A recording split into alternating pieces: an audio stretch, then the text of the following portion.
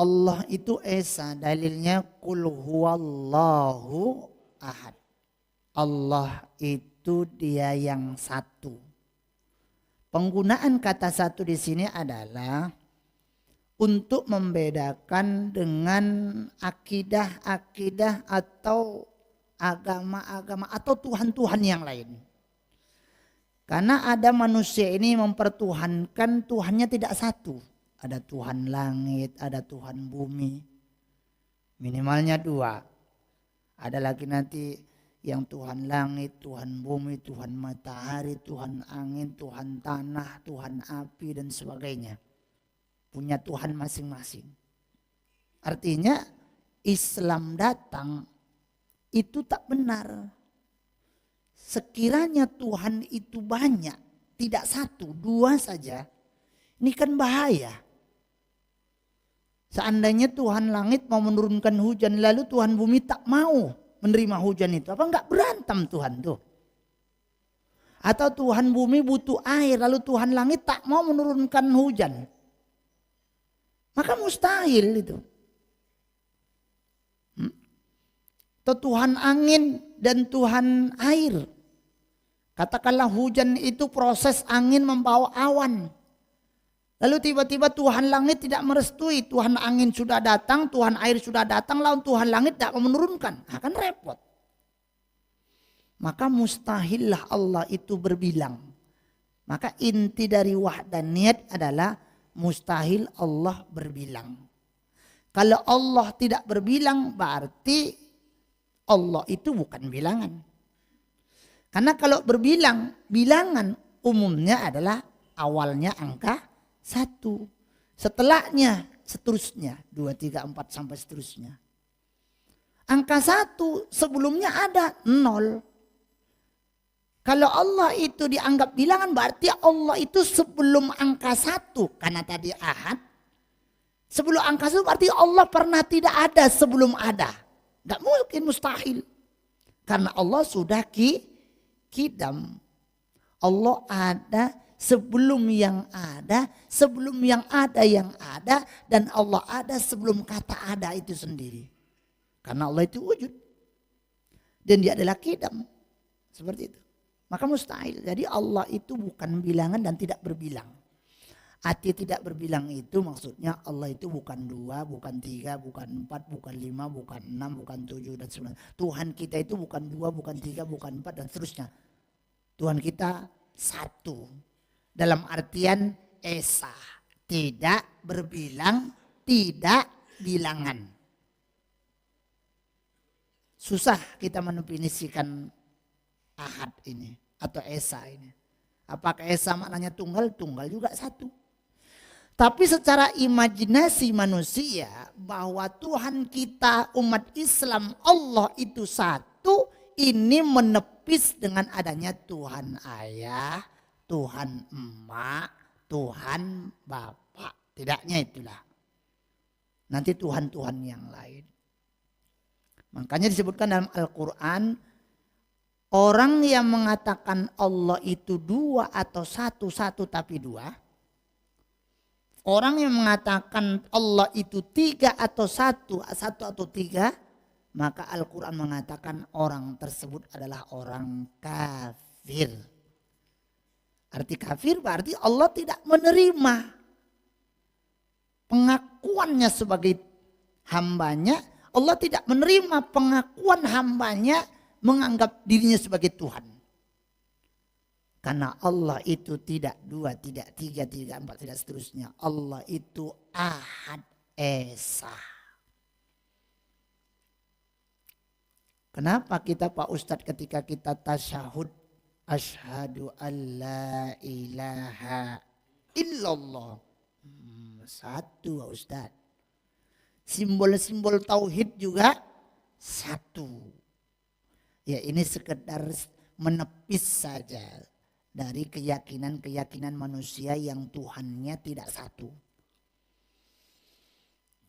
Satu sisi ini sebagai mengikut Al-Quran bahwa Allah itu dalam bahasa Arabnya ahad, diterjemahkan satu, tapi dalam kajian tauhid esa. Kemudian dalam wahdaniyat ini Bapak Ibu, Esa ini bukan sekedar Esa dalam artian Tuhan Allah itu Esa. Ternyata Esa itu dengan makna 3. Apanya yang Esa? Sifatnya dan zatnya. Dan af'alnya dan namanya. Setidaknya ada 3. Yang pertama Esa pada sifat dan nama. Sebagaimana di awal Bapak Ibu, nama Allah itu bukan cuma 99. Sifat Allah itu bukan 20. Sifat Allah dan nama Allah, seluruh apa yang ada di alam semesta ini adalah nama dan sifat Allah. Sifat biasanya melekat di dalam zat. Ya, sifat itu melekat di dalam zat. Saya, inilah saya. Sifatnya seperti apa? Bisakah sifat saya terpisah dengan saya? Tidak. Artinya sifat saya itulah orang mengenal saya. Sifat Allah itulah kita mengenal Allah. Kalaulah seluruh alam semesta ini adalah sifat Allah dengan namanya, dengan bendanya, maka kita bisa mengenal Allah dengan apa yang ada ini. Apakah kita sudah tahu namanya atau belum tahu namanya atau belum dikasih nama oleh manusia? Baru akan dikasih nama oleh manusia berikutnya. Wallahualam. Kita tahu nama HP kan sekarang kan. Sebelumnya kira-kira sudah ada HP belum itu? Udah. Cuman HP-nya saja bentuknya lain-lain. Ya, tahun-tahun 2000 kemarin HP-nya yang besar itu ya. Nah, sekarang HP-nya terkonek dengan jam tangan di sini. Tidak perlu angkat-angkat, sudah ada yang nyangkut di telinga. Awak kadang-kadang seperti orang bohong aja. Ya, ngapa budak tuh? Angkat HP enggak, nggak apa-apa tapi bisa ngomong.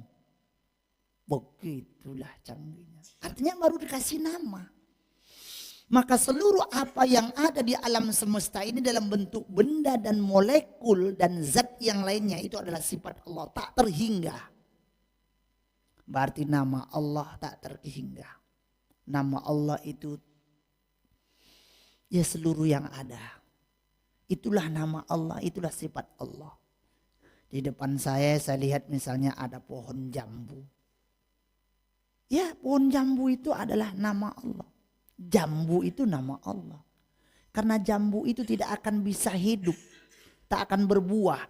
Jambu berasal dari batangnya, dari rantingnya. Rantingnya berasal dari daunnya. Daunnya berasal dari batangnya. Batangnya berasal dari akarnya. Akarnya hidup di tanah. Tanah siapa menciptakan? Di tanah pun kalau tidak dihidupkan Allah tak bisa. Nah, berarti dari jambu itu kita bisa mengenal Allah. Sebenarnya Bapak Ibu mengenal Allah itu tidak mesti harus belajar sifat 20. Kalau kita bisa. Tapi kan tidak bisa maka ulama bikin itu. Nah itu ya. Maka apapun yang ada di alam semesta kita ulang lagi. Nama-nama dan benda-benda yang ada di alam semesta ini semua adalah sifat dan nama Allah. Itu tidak terhingga. Namun karena saking banyaknya. Dan kita setiap pemikiran kita manusia berbeda-beda. Lalu secara disiplin keilmuan karena Allah maha mengetahui. Allah tahu kita ini lemah. Allah tahu kita ini tidak berdaya. Dikasih dipermudah. Menjadi kuantum.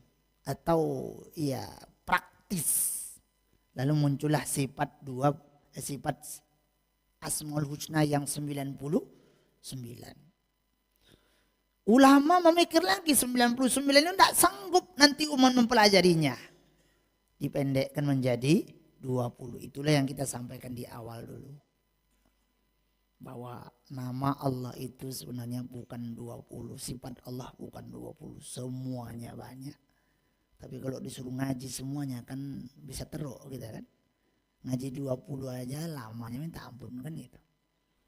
Dan itu jarang kita belajar. Itu yang pertama. Yang kedua adalah esa pada perbuatan, af'al.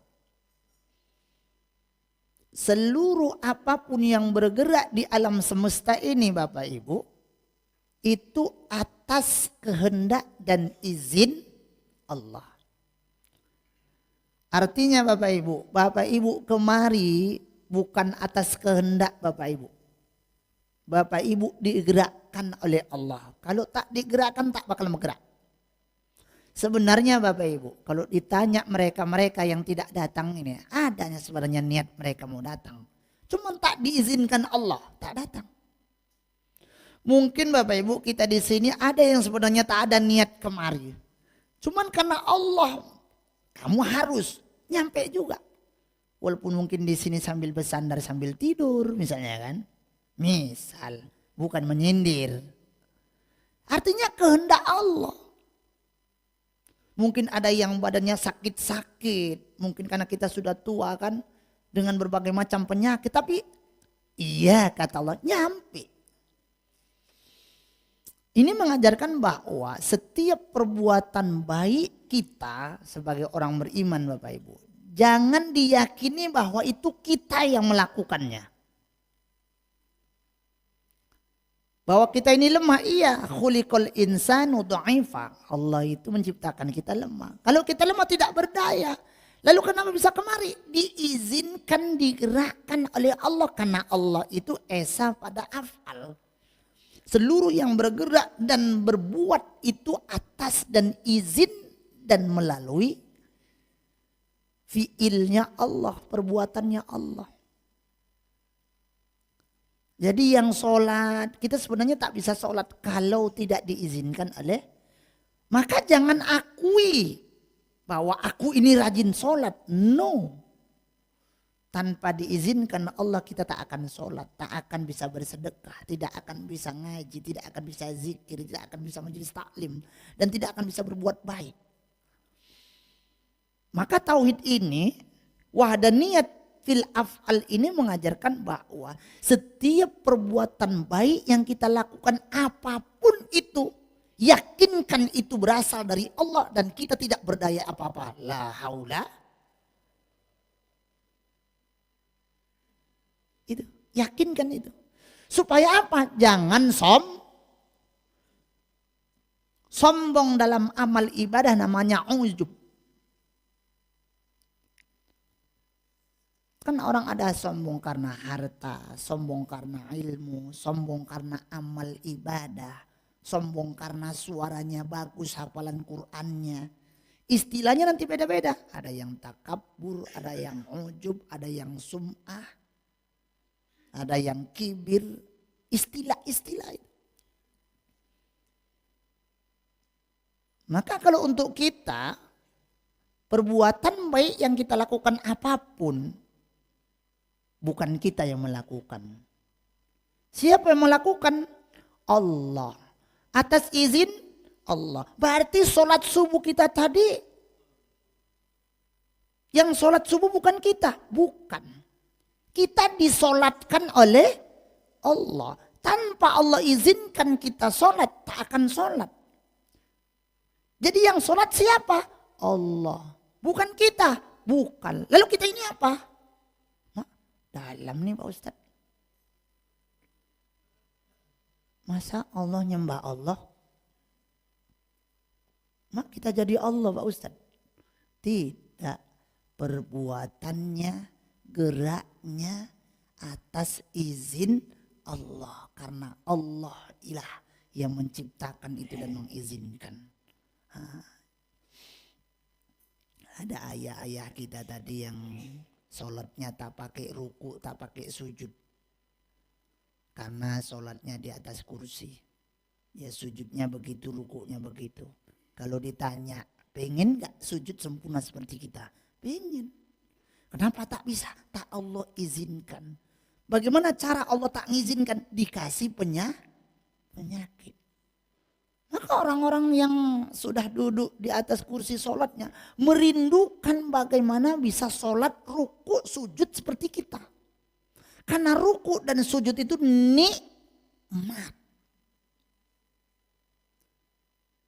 Makanya jangan heran ketika karena sujud dan ruku itu nikmat. Kadang ada orang yang sujudnya lama gitu. Entah berdoa atau menikmati, kita tidak tahu. Kalau berdoa ada tuntunannya, kan memang disuruh berdoa ketika sujud. Kalau saja seandainya menikmati, ada riwayatnya, ada hadisnya. Karena senikmat-nikmat ibadah seorang hamba yang paling sempurna adalah nikmat sujud. Dan hamba yang paling dekat kepada Allah di waktu tidak ada Bapak Ibu ibadah lain yang paling nikmat kecuali sholat. Dan itu pada waktu sujud.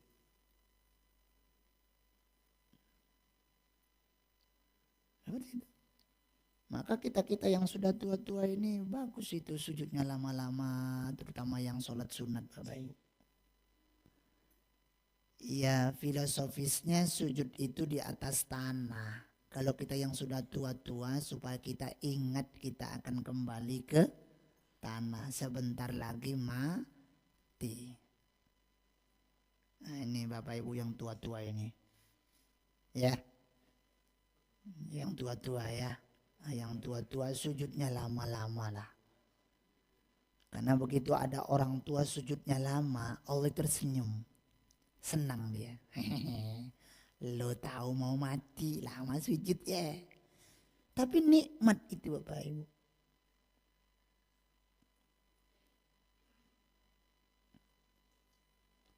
Ya kalau dalam bahasa tertentu Bapak Ibu. Orang kalau sujudnya lama, kira-kira dahinya sakit enggak?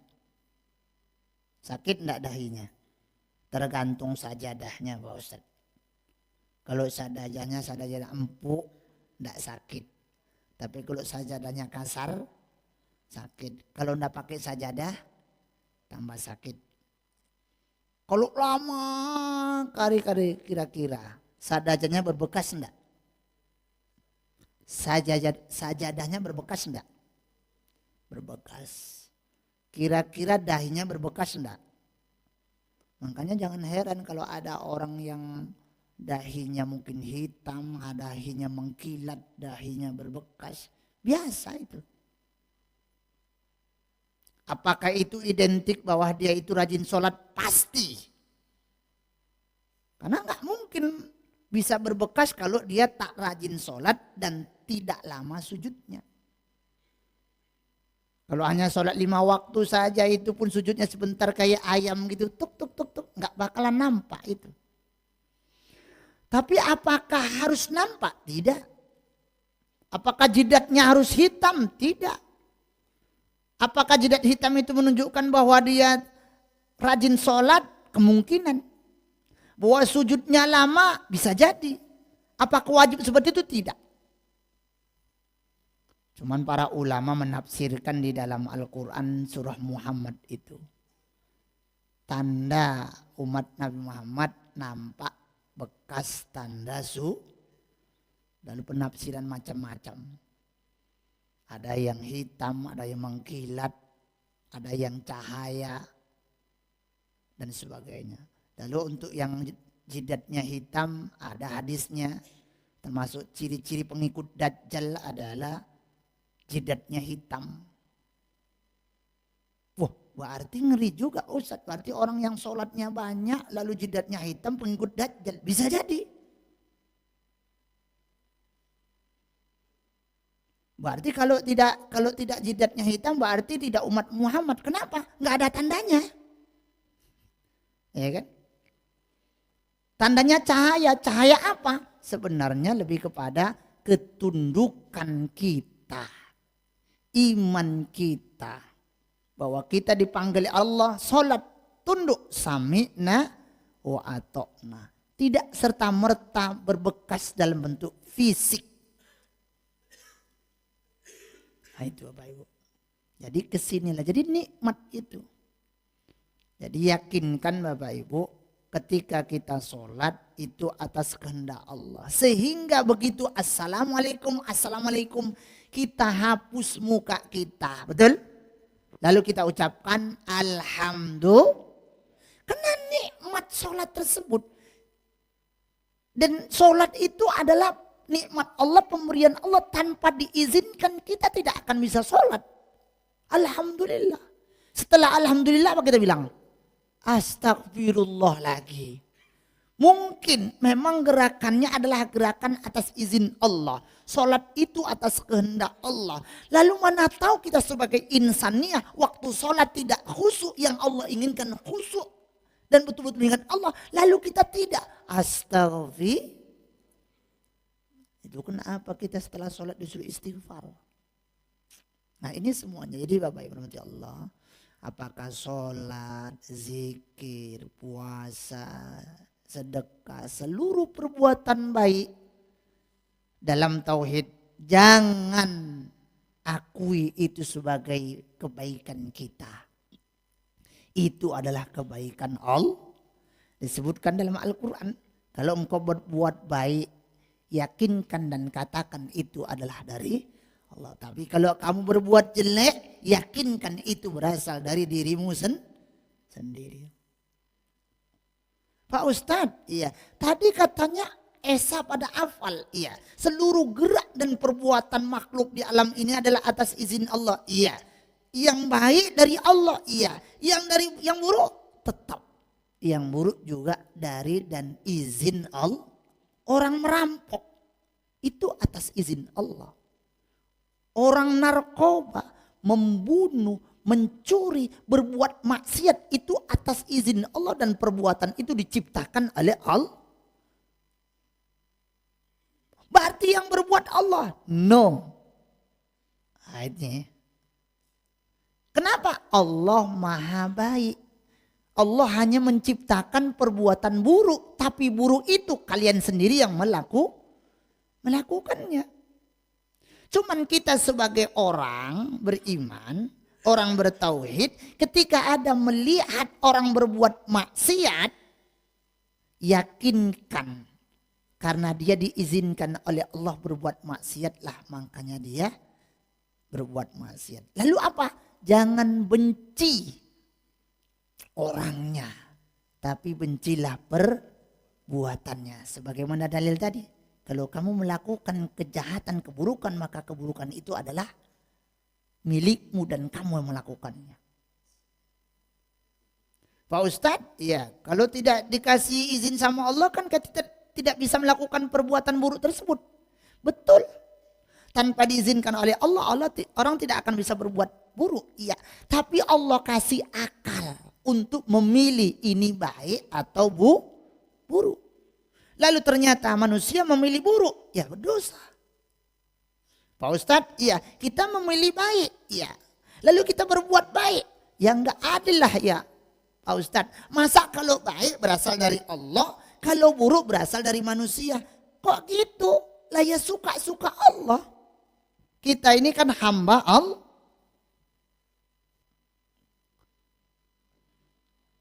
Apa tujuannya? Supaya kita ketika berbuat maksiat manusia, kita jangan menganggap bahwa itu adalah perbuatan Allah. Lalu bilang, aku ini maksiat kan karena Allah. Kalau nanti saya masuk neraka juga karena Allah. Biarin aja. Ya silakan aja, asal tahan aja nanti di neraka. Nah, itu kan. Asal tahan saja di neraka tidak ada masalah. Cuma dalam kategori ini kita yakinkan seluruh gerak baik buruk itu adalah diciptakan dan diizinkan oleh Allah. Khusus untuk kita orang beriman. Kalau baik yakinkan itu dari Allah dan kita tidak punya apapun untuk berbuat baik. Kalau seandainya kita melihat ada orang yang berbuat buruk, yakinkan bahwa itu diizinkan oleh Allah. Tapi kita tidak boleh kita menganggap bahwa perbuatan itu kepada orangnya lalu kita benci dengan orangnya. Oleh karenanya kan Bapak Ibu kita tidak boleh membenci orang dalam artian perbuat apa orangnya. Tapi yang kita benci adalah perbuatannya atau sifatnya. Sifatnya yang mencuri, maksiat itu kita benci. Orangnya tidak boleh. Karena dia berhak untuk diperbuat baikkan. Dan suatu saat ketika Allah menghendaki dalam kebaikan bisa lebih baik daripada kita yang selama ini Karena selama ini kita baik, kebaikan itu bukan punya kita. Seolah-olah itu adalah dari Allah dan memang tanpa diizinkan Allah kita tidak berbuat baik. Tapi ketika orang bermaksiat, suatu saat dia taubat dengan dia pikirkan, oh selama ini saya maksiat salah, lalu dia kembali kepada Allah ingin jadi orang baik, maka justru dia lebih baik daripada kita yang merasa baik. Diingatkan, kenapa kita tak boleh ketika berbuat baik itu mengakui bahwa itu dari kita, supaya kita jangan sombong. Sama juga, kenapa orang berbuat maksiat itu tidak boleh mengatakan bahwa perbuatan maksiat itu dari Allah, supaya dia jangan sombong dengan maksiatnya. Ada enggak orang sombong dengan maksiatnya? Banyak. Pak Ustadz, pokoknya seluruh dosa sudah saya kerjakan. Sombong dia. Pokoknya senang dia menceritakan kemaksiatan dia itu. Tak boleh seperti itu. Kalau cerita untuk mengambil hikmah atau katakan menceritakan supaya orang tidak melakukan, iya. Tapi kalau dengan keangkuhan tidak benar. Kita berhati Allah. Kita manusia la haula wala quwata illa billah, lemah. Yakinkan setiap perbuatan baik kembalikan kepada Allah. Rajin sedekah, enggak dong. Allah titipkan harta. Rajin ke masjid, enggak dong. Allah titipkan kekuatan. Dan seterusnya. Kembalikan kepada Allah. Sehingga apa? Allah. Semuanya Allah. Ada orang maksiat, ingat kita kepada ya Allah, Engkau yang menciptakan maksiat, lindungi aku ya Allah, jangan sampai berbuat maksiat ya, tolong ya Allah, beri hidayah dia agar dia kembali ke jalanmu, seperti itu. Apapun. Ketika berbuat baik darimu ya Allah, ketika Allah berbuat maksiat, ya Allah aku berlindung, lalu doakan ya Allah agar dia kembali kepada yang benar. Nah itulah esa pada afal. Yang terakhir, esa pada Z. Ini saling menguatkan dengan mukhalafatul lil hawadis. Allah itu esa pada Z. Zatnya tidak berbilang.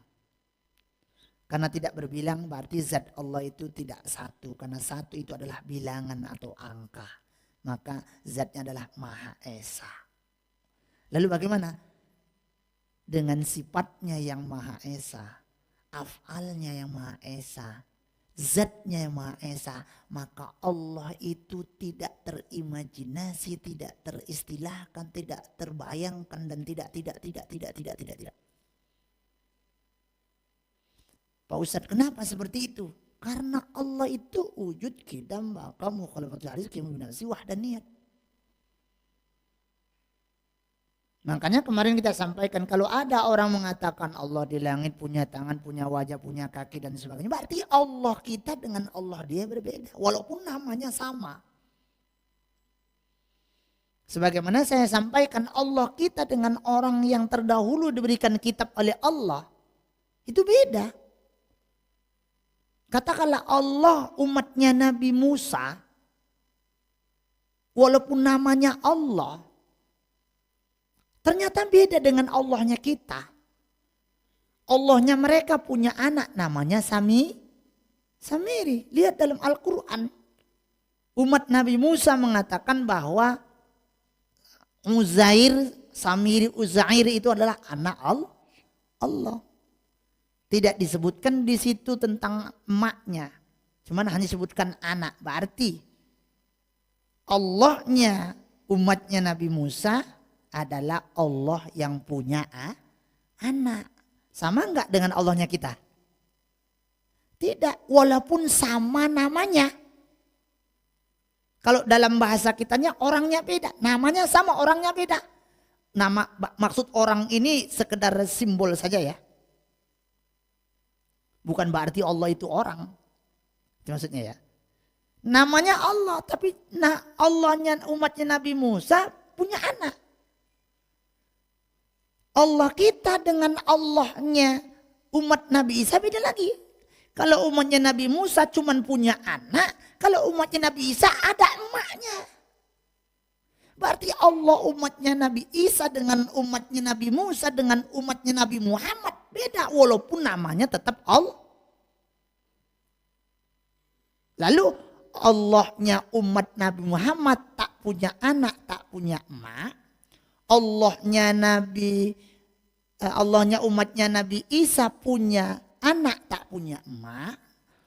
Allahnya umatnya Nabi Musa tadi, Isa punya anak, punya emak. Walaupun sama-sama Allah. Sekarang kita umat Nabi Muhammad. Allahnya umat Nabi Muhammad memang tak punya emak, tak punya anak. Cuman terbagi dua setidaknya. Ada umat Nabi Muhammad ini yang Allahnya punya tangan, punya kaki, punya apa dan di langit, satu. Yang kedua Allah yang tak punya kaki, tak punya tangan, tak punya apa semuanya dan tidak di mana-mana, tidak di mana, pokoknya Allah meliputi semua. Ada dua kan? Beda. Kita di pihak mana? Kita di pihak yang wahdaniyat. Kita di pihak mukhalafatul lil hawadis. Artinya Allah tidak punya tangan dalam artian tangan, tak punya kaki dalam artian kaki, tak punya duduk dalam artian duduk, tak punya wajah dalam artian wajah. Karena wajah, tangan, kaki semuanya duduk di atas, di bawah, semuanya itu semuanya makhluk. Dan Allah tak butuh kepada makhluk. Oleh karenanya di mukhalafatus lil hawadis, subhanallah, maha suci Allah dari mirip dengan apapun termasuk bertangan, berkaki dan sebagainya. Lalu di sini maha suci Allah karena Allah esa pada zatnya. Maka ini saya sampaikan Bapak Ibu, mana tahu Bapak Ibu lagi zikir, lagi ibadah, lalu datang cahaya, ngaku Allah, bilang Allah itu wahdaniyat. Yakinkan itu setan. Datang lagi entah apa, tiba datang cahaya, lalu ngomong aku ini Tuhanmu dan sebagainya. Yakinkan itu bukan Allah karena Allah itu mukhalafatul lil. Sebagaimana dulu ayah itu bertanya beliau, kalau dalam suluk, dalam apa dan sebagainya, lalu datang cahaya, hati-hati. Karena semakin kita mendekatkan diri kepada Allah, setan itu semakin berupaya untuk menyesatkan kita termasuk dengan cahaya. Berdalil pula nanti, Allahu nurus samawati wal ard. Kata setan itu. Allah itu cahaya langit dan lalu yang datang cahaya. Lalu ngaku Allah. Lalu kita bilang iya. Terplesetlah kita. Musyrik. Sirik. Menyamakan Allah dengan cahaya. Cahaya itu berbentuk enggak Bapak Ibu? Entah kayak apalah bentuknya. Menyamakan Allah dengan cahaya saja syirik. Apalagi menyamakan Allah punya tangan, punya kaki, punya ini dan sebagainya. Tambah syirik. Maka menyamakan Allah dengan cahaya syirik. Menyamakan Allah punya tangan, punya kaki syirik. Mengatakan Allah punya anak syirik. Menyatakan Allah punya istri dan punya anak syirik. Yang benar Allah tak punya anak, tak punya istri, tak punya tangan, tak punya kaki, tak cahaya. Allah itu adalah esa pada zat. Jangan pikirkan. Kata Rasul dalam hadis qudsi, kata Allah sendiri, silakan pikirkan ciptaan Allah. Supaya kalian mengenalku bahwa itu aku yang menciptakan. Apapun itu. Dan jangan pikirkan diriku. Karena diriku bukan untuk dipikirkan. Jangan pikirkan zatku. Karena zatku itu tidak akan bisa kalian melampauinya. Karena ilmumu kubatasi. Karena ilmu yang kuberikan adalah sedikit. Wa ma utitu minal ilmi illa qalil. Allah memberikan kepada kita ilmu sedikit.